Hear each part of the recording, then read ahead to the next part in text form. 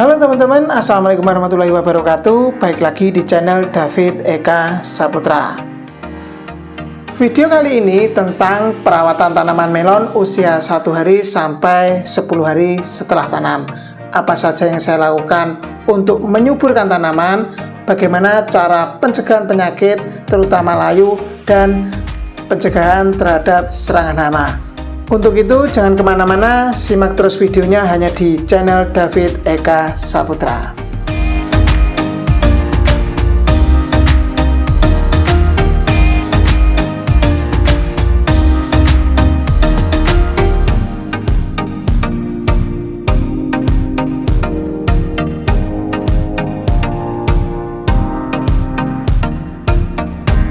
Hari ini hari keempat setelah tanam. Seperti ini pertumbuhan pada hari keempat. Dan kemarin pada hari ketiga setelah tanam kita melakukan penyulaman.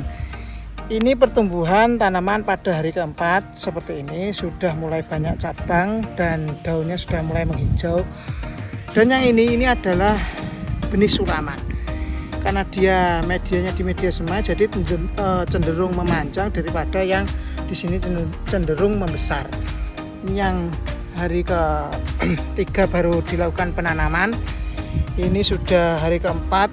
Ini penyulaman untuk tanam yang kemarin saat masih kecil, bukan penyulaman. Seperti ini pertumbuhannya, terlihat perbedaannya. Kalau penyulaman, benih sulaman atau benih yang ditanam pada hari ketiga ini, dia cenderung memanjang seperti ini. Nah, ini cenderung membesar dan daunnya bertambah banyak. Seperti ini tanaman pada hari keempat setelah tanam. Dan untuk perakuan saya belum melakukan penyemprotan pestisida, entah itu insek maupun fungi, karena masih aman sampai saat ini. Belum ada tanda-tanda terserang penyakit ataupun jamur atau layu, belum ada. Tapi kemarin saat penyulaman ada beberapa yang busuk pangkal. Jadi ada yang mati seperti ini contohnya. Saya akan mendekat. Nah, seperti ini busuk pangkal. Ini harus dilakukan penyulaman. Nah, biasanya seperti ini kalau di dalamnya ini ada hewannya di pangkal dari tanahnya ini. Dan kalau kita cabut seperti ini. Nah, ini akarnya digerogoti hewan. Jadi dia putus semua akarnya. Jadi untuk tanamannya akhirnya mati, layu dan mati seperti ini. Untuk penanganannya ya harus ditaburi puradan, karena kalau nggak ditaburi, kalau ditanam lagi dan hewannya masih ada di dalam tanah, pasti akan mati juga. Untuk yang lain masih aman. Dan untuk plastiknya semua sudah dipasangkan ya teman-teman. Jadi sudah rapi kembali seperti ini, sudah tertata. Dan untuk penyemprotan insya Allah pada hari ke-5 atau ke-6 besok, kalau nggak lusa, saya akan melakukan penyemprotan pestisida yang pertama kali. Tujuan untuk penyemprotannya besok saya akan jelaskan saat penyemprotannya.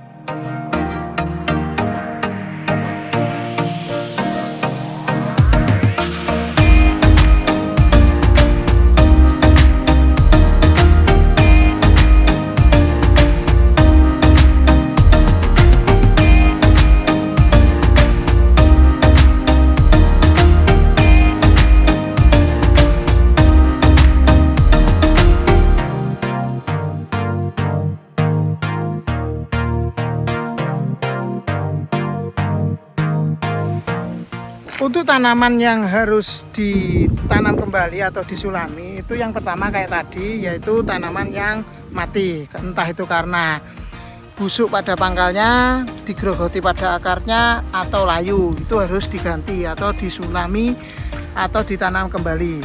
Atau yang seperti ini. Nah, ini tidak seperti tanaman yang lainnya. Dia masih tumbuh, dilihat dari daunnya ini masih hijau, masih bisa tumbuh. Tapi ini sangat kurus, batangnya kecil dan daunnya hanya satu helai daun. Dan ini harus dicabut, diganti yang baru, karena kalau ini dibiarkan jelas ini nggak akan maksimal, nanti akan tertinggal jauh dari teman-temannya yang sudah besar seperti ini. Nah, ini sudah besar semua, jadi yang ini harus diganti yang baru.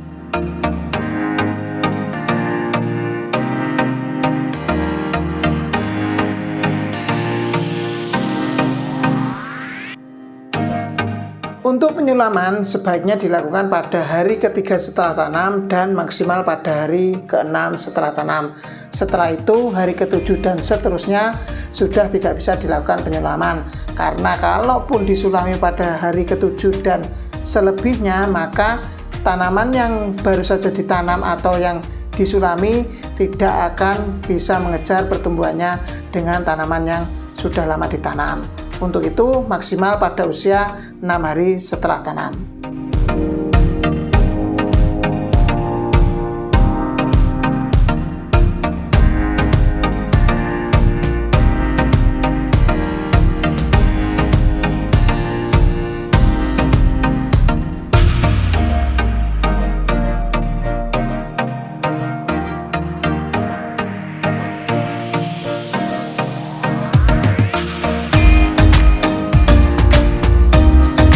Hari ini hari ke-5 setelah tanam. Seperti ini pertumbuhan pada hari ke-5 setelah tanam.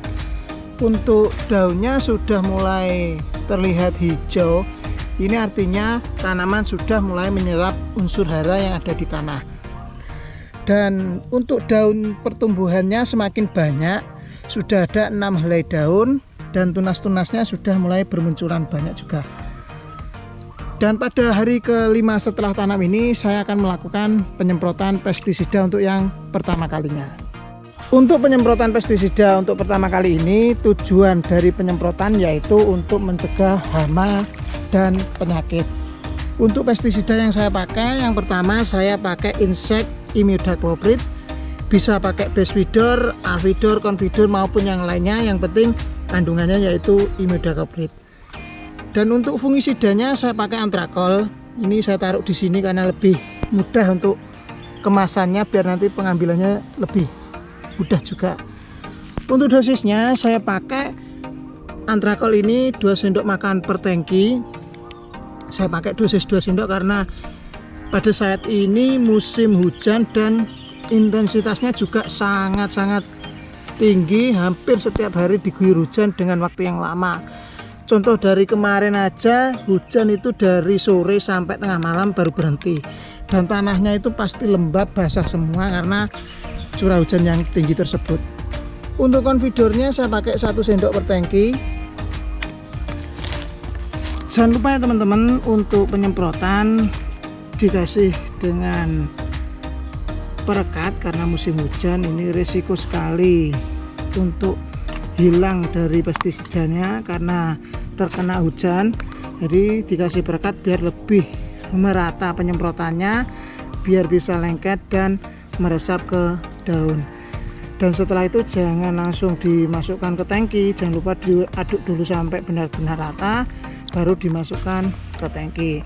Sebenarnya saya sudah mengoplos pestisida ini banyak itu di bak yang biru itu, tapi itu untuk penyemprotan cabai yang sebelah sana, bukan untuk tomatnya. Nah, untuk tomatnya saya oplos satu persatu seperti ini. Nah, untuk teman-teman lebih baik nanti kalau penyemprotannya lebih dari 2 atau 3 tangki dioplos seperti itu. Jadi langsung dibuatkan pengenceran untuk misalkan 3 atau 4 tangki sekaligus. Jangan satu-satu seperti ini karena ini nanti membutuhkan waktu yang lama.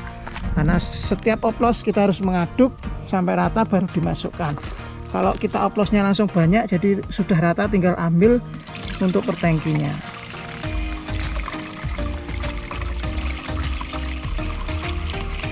Ini tadi sebelum saya masukkan pestisida ini, dalam tangki ini sudah ada airnya, jadi minimal setengah dari kapasitas tangki. Setelah itu dimasukkan pestisidanya, baru yang terakhir kita masukkan lagi airnya sampai dalam tangki ini penuh. Jadi jangan pestisidanya dulu, airnya dulu minimal segini setengah atau lebih.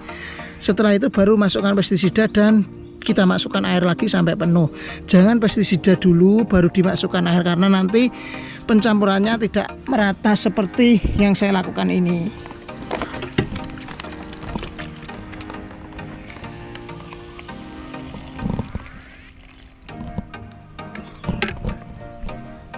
Sudah penuh. Untuk cara penyemprotan itu lebih baik dari bawah daun, tapi karena ini tanamannya masih kecil jadi tidak memungkinkan akan disemprot dari bawah sini. Untuk itu penyemprotan biasanya saya lakukan dari samping agak ke bawah seperti ini. Dan untuk penyemprotan jangan disemprot langsung dua. Misalkan saya nyemprot di parit yang ini, saya semprot yang sebelah sini dan sebelah sini, atau yang sebelah sini dan sebelah sini. Jadi keempat jejer tanaman ini, berjajar 4 ini langsung disemprot dalam satu parit. Jangan seperti itu. Yang benar penyemprotannya dari setiap parit, artinya disemprot bagian ini aja, yang di sini nanti akan terkena walaupun sedikit. Begitu juga dengan yang ini, kalau kita semprot sebelah sini maka yang sebelah sana juga akan kena walaupun sedikit. Sebaliknya, setelah kita penyemprotan dari sini maka balik lagi di parit yang ini, penyemprotannya dari arah barat dari sana, dan ini juga akan kena lagi. Artinya 2 kali kena penyemprotan, walaupun saat penyemprotan bagian yang ini juga kena walaupun tipis, tapi tetap nanti di ulangi lagi dari parit yang sana, ini disemprot, ini juga kena. Jadi semua sisi kena. Beda dengan penyemprotan yang seperti ini, kita semprot sebelah sini lalu kita semprot juga sebelah sini, yang ini semprot bagian yang ini. Jadi nanti penyemprotannya nggak maksimal karena bagian yang sebelah sana itu nggak kena, jadi yang kena sebelah sini aja. Jadi saya sarankan untuk penyemprotan jangan digang, artinya dilompati, ini disemprot semua kena sini, terus nanti ini nggak usah disemprot, ini yang langsung ke sana. Jangan seperti itu. Jadi penyemprotan yang bagus, setiap paritnya harus diputari dan disemprot. Jadi kedua sisi dari tanaman terkena semua, sebelah sini dan sebelah sana semua kena. Begitu juga dengan yang ini kena dan yang sana juga kena. Jadi semua sisi kena, itu yang bagus, yang efektif. Nanti insya Allah untuk pencegahan dari hama ataupun penyakit juga akan efektif. Untuk prakteknya seperti ini caranya.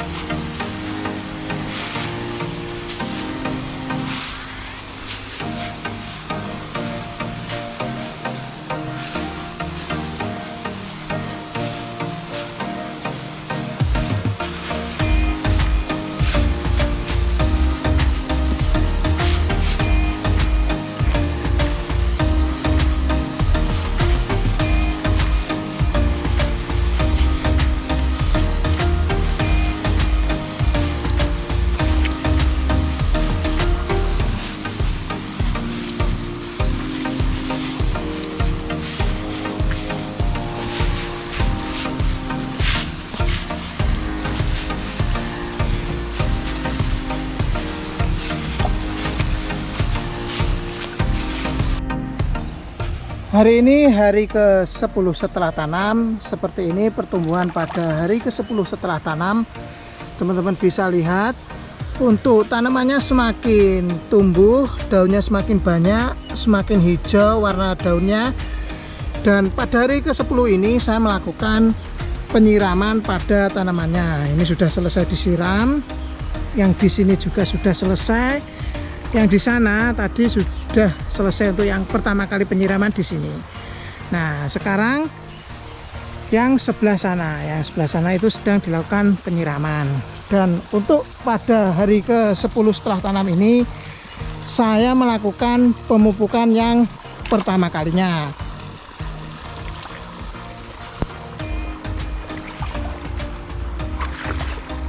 Sebenarnya pada musim hujan ini nggak harus disiram pada hari ke-10, tapi karena beberapa hari ini kurang lebih 6 hari belum kena air, nggak turun hujan juga, saya tunggu sampai 6 hari nggak ada hujan, jadi akhirnya saya siram karena tanahnya sudah mulai mengering sekali dan ada tanaman beberapa yang sudah layu, jadi harus disiram seperti ini biar nanti tanamannya seger, tidak layu, tidak kekeringan. Dan untuk nutrisinya harus dikasih pemupukan susulan.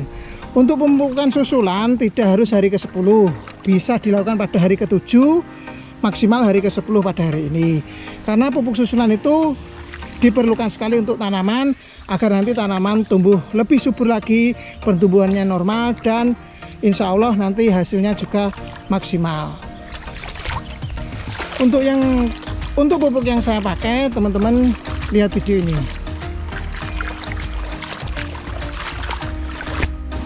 Untuk pemupukan yang pertama ini bisa pakai KNO merah, bisa pakai NPK.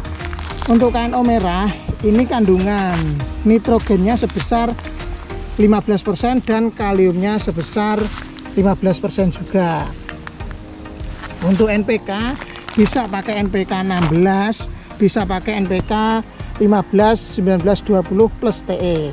Nah, untuk pupuk tidak harus seperti saya ini plek sama, tidak. Teman-teman bisa sesuaikan dengan yang ada di toko pertanian terdekat atau sesuaikan dengan pertumbuhan tanaman. Kalau saya biasanya sering pakai KNO merah ini. Selain itu saya juga sering pakai NPK 16 yang dicampur dengan Mutiara. Kali ini pupuk sisa, maksudnya kemarin saya sempat pupuk ini untuk cabai dan ini sisanya masih 3 bungkus. Jadi daripada saya beli pupuk lagi, lebih baik saya pakai ini. Tidak harus sama ya, teman-teman bisa sesuai selera. Ini pupuk NPK yang saya pakai ini pakai Mutiara Grower. Ini kandungan nitrogennya 15%, fosfatnya 9% dan kaliumnya 20% plus TE juga.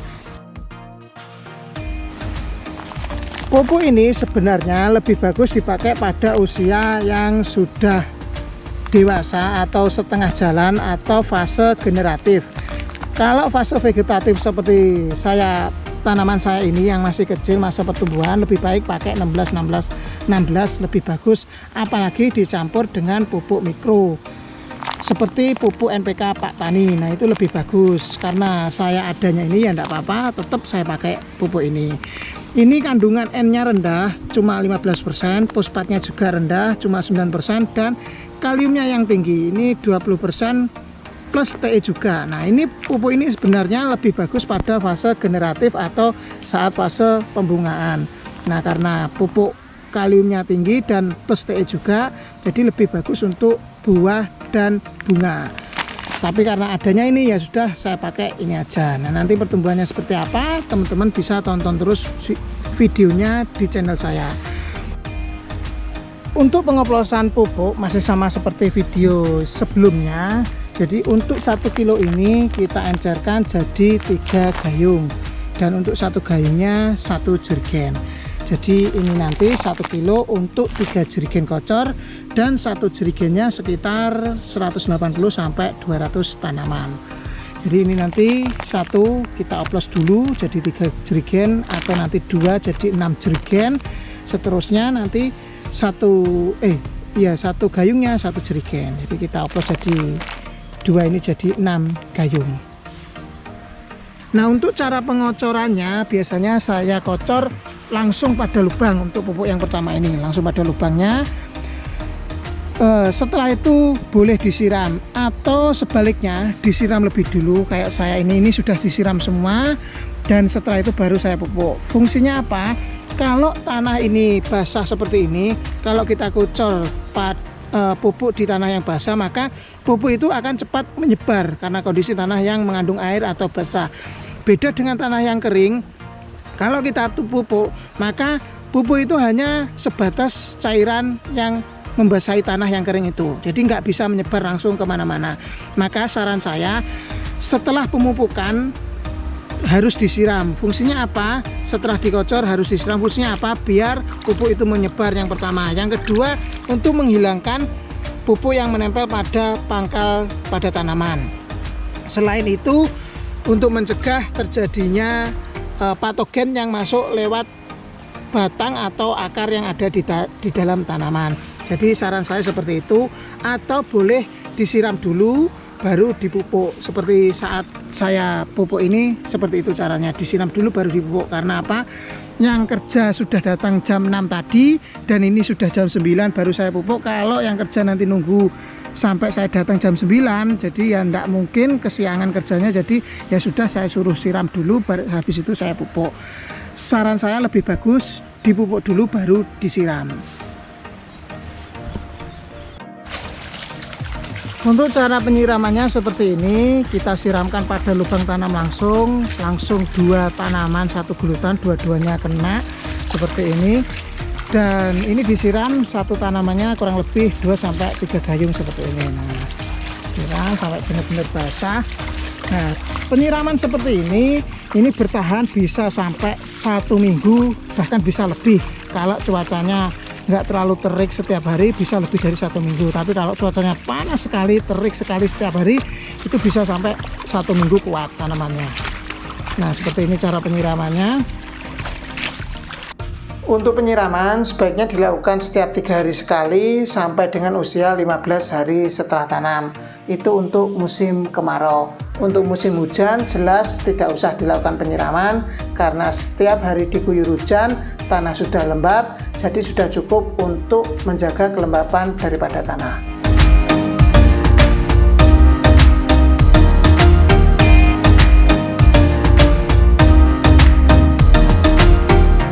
Sekarang saya akan masukkan lebih dulu 2 bungkus NPK.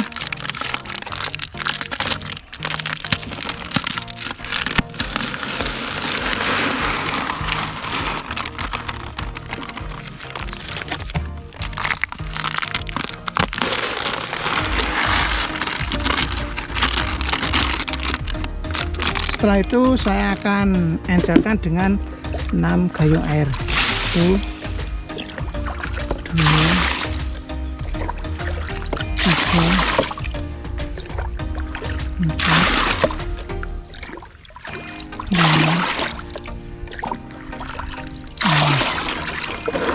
6. Untuk pupuk NPK ini mudah sekali larut dalam air, beda dengan pupuk KNO putih itu agak lama. Jadi untuk pengencerannya untuk NPK dan KNO merah itu lebih mudah, sangat mudah bahkan.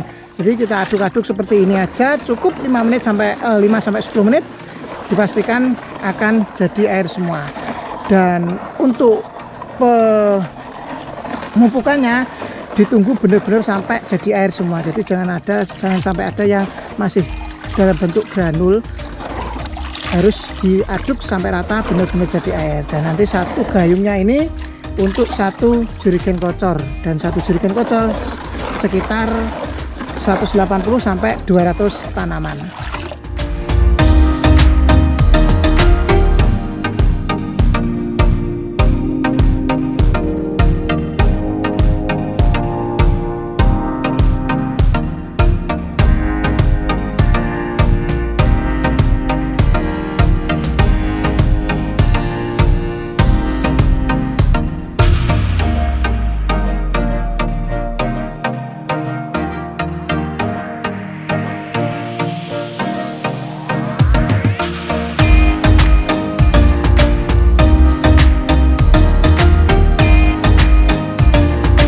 Oke teman-teman, sekian video kali ini tentang perawatan tanaman melon usia 1 hari sampai usia 10 hari setelah tanam.